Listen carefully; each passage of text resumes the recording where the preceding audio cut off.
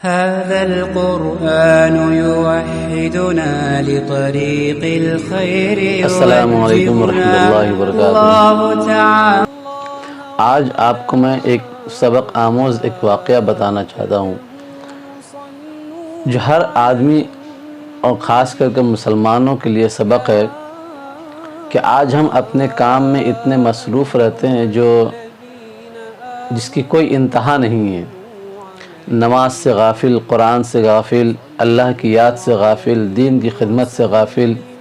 یعنی دین کے کام ہم 24 گھنٹے میں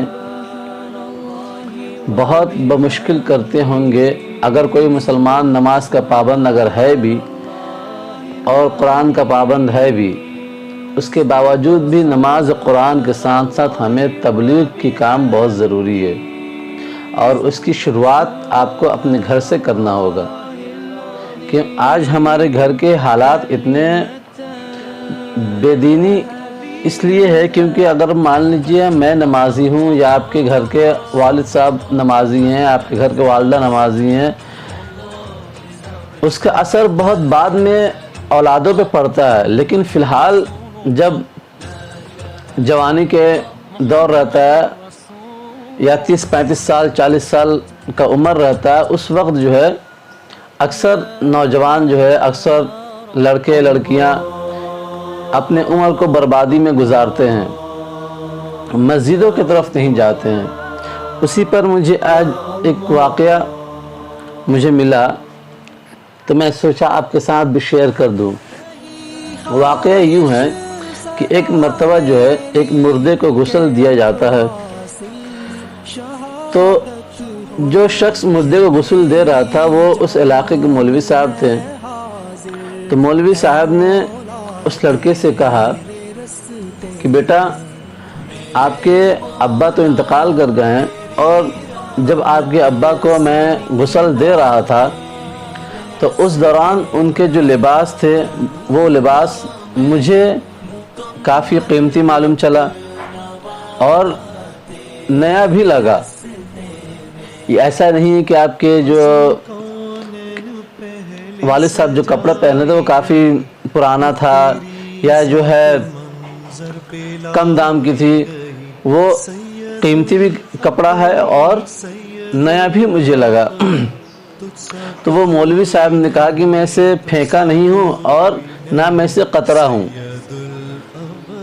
آپ اگر چاہیں تو اسے استعمال کر لینا کچھ دن بعد. کیونکہ آج کل ہمارے اندر یہ رواج چلا ہوا ہے کہ اگر جو ہے گھر میں کسی کا انتقال ہو جائے، اس کے جسم پر جو لباس ہے وہ نہ پہنا جائے، یا جس بستر پہ وہ ان کا انتقال ہوا اس کو جو ہے پھینک دیا جائے. تو ٹھیک اسی طرح اس لڑکے نے بھی جواب دیا. تو بیٹا مولوی صاحب سے کہا بھلا مردے کی اترن بھی کوئی پہنتا ہے؟ تو مولوی صاحب کچھ دیر خاموشی کے بعد جو ہے اس لڑکے سے کہا بیٹا کیا آپ اپنے والد کے جنازے کے بعد جو ہے ان کا جو پراپرٹی ہے، ان کا جو گھر بار ہے، ان کا جو بینک بیلنس ہے، ان کی جو گاڑی ہے، کل کارخانہ ہے، کیا آپ وہ سب کو بھی پھینک دیں گے؟ کیونکہ وہ سب بھی تو آپ کے اب ابا کے اترن ہی ہوئے، کیونکہ وہ سب آپ کے ابا اب چھوڑ کے اس دنیا سے آخرت کی طرف کوچ کر گئے ہیں. تو وہ لڑکا کافی خاموش ہو گیا. تو مولوی صاحب بولے کہ یہ سب تو آپ نہیں پھینکو گے، اور کچھ ہی دن کے اندر میں جو ہے یہ سب ان سب چیزوں کے وراثت میں وارث میں بٹوارا ہو جائے گا، اور آپ سب سے پہلے رہیں گے، کیونکہ سب سے زیادہ حقدار تو آپ ہی کا ہے. تو اس سے ایک سماج میں، ایک معاشرہ میں ایک سبق یہ ہوتا ہے، یہ ہے کہ ہم پہلی بات تو یہ کہ یہ نہیں کہ آپ اپنے اولادوں کے لیے یا اپنے گھر والوں کے لیے کچھ نہ کریں، بالکل کریں، لیکن ساتھ ساتھ آپ اسی پیسوں سے آپ اپنی آخرت کو بھی بنائیے۔ اگر اللہ تعالیٰ آپ کو مال دیے ہیں، مال غنیمت دیے ہیں، دھن دولت دیے ہیں، تو آپ اس دولت سے آپ اپنے بچوں کو بھی آنے والی ٹائم کے لیے، آنے والے وقت کے لیے آپ اسے اچھے کاموں میں مصرف کریں، بچے کو اچھے سے اچھا تعلیم دلائیں، دین کی تعلیم دلائیں، دین کے ساتھ ساتھ آپ دنیاوی تعلیم بھی دلائیں، کیونکہ دنیا کی تعلیم بھی بہت ضروری ہے، کیونکہ دنیا میں آپ کو مسلمان سربلند تبھی ہوگا جب اس کے پاس دین کے ساتھ ساتھ دنیا کی تعلیم بھی ہوگا۔ دین کی تعلیم سے فائدہ آپ کو یہ ہوگا دونوں جہاں میں آپ اسلام کو صحیح طریقے سے جان پائیں گے، پہچان پائیں گے، اسلام کا صحیح ارکان کیا ہے، کن کن باتوں سے اللہ اور اللہ کے رسول جو منع فرماتے ہیں، اور کن کن باتوں کا اللہ اور اس کے رسول صلی اللہ تعالیٰ علیہ وسلم حکم دیتے ہیں۔ یہ آج مسلمانوں کا ایک دو طبقہ گروپ بن گیا ہے۔ ایک وہ بن گیا ہے جو صرف اور صرف دینی تعلیم کی طرف فوکس کرتا ہے، جو کہ بہت اچھی بات ہے اور آخرت کے لیے، لیکن یہ دنیاوی کام میں نہیں آتا ہے۔ اور ایک طبقہ یہ پوری طرح سے فلی جو ہے وہ اسکول، کالج اور دینی دنیاوی تعلیم کی طرف جو ہے وہ چلے جاتا ہے۔ یہاں تک کہ بندے جو ہے نماز بھی اگر پڑھتا ہے کوئی، اس کو یہ بھی نہیں معلوم رہتا ہے کہ نماز کے مسائل کیا ہے، نماز کا طریقہ کیا ہے، کوئی نماز میں اگر چھوٹی سی غلطی ہو جائے تو اس کو کس طرح سدھارا جائے، کون سا نماز کا کب وقت ہے، لباس میں کون سا ایسا لباس ہونے سے نماز ہو جاتی ہے، کن لباسوں سے نماز نہیں ہوتی ہے، کن لباسوں سے نماز مکروہ ہو جاتی ہے۔ بہت سے لوگ جو ہے نماز پڑھتے ہیں لیکن ان کا پینٹ ہو گیا، پجامہ ہو گیا، جینس ہو گیا، ٹراؤزر ہو گیا، وہ ٹخنے سے نیچے رہتا ہے، جبکہ اللہ کے رسول صلی اللہ تعالیٰ علیہ وسلم کا صاف احادیث ہے کہ جس کا کپڑا، پینٹ، جینس، پجامہ جو بھی آج کے دور میں چلن ہے، اوپر سے جو نیچے کی طرف آتا ہے، اگر آپ نیچے سے اوپر پہنتے ہیں،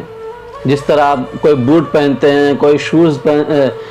پہنتے ہیں، یا آپ موزہ پہنتے ہیں، ساکس پہنتے ہیں، تو یہ چیز اس احادیث میں نہیں آتا ہے۔ اگر آپ کمر سے یا اوپر سے کوئی آپ لباس پہنتے ہیں، اس میں وہ حدیث میں ہے۔ علماء کا یہ قول ہے کہ اگر کوئی انسان پینٹ، جینس، پجامہ، ٹراؤزر اس طرح کوئی لباس پہنتا ہے اور وہ ٹخنے سے نیچے جاتا ہے، تو قیامت کے دن حضور پاک صلی اللہ تعالیٰ علیہ وسلم کی شفاعت اس پر نہیں ہوگی، اللہ کے رسول اس پر اس دن نظر بھی نہیں اٹھائیں گے۔ تو یہ بات آپ سوچ لیجئے کتنی بڑی مسلمانوں کے لیے ڈوب مرنے والی بات ہے۔ اگر ہمارے آقائی ہم پر حضور پاک صلی اللہ تعالیٰ علیہ وسلم کی شفاعت روز قیامت کے دن نہ ملے تو ہم تو کہیں کا نہیں رہ جائیں گے، اور جس سے اللہ کے نبی صلی اللہ تعالیٰ علیہ وسلم ناخوش ہو جائیں،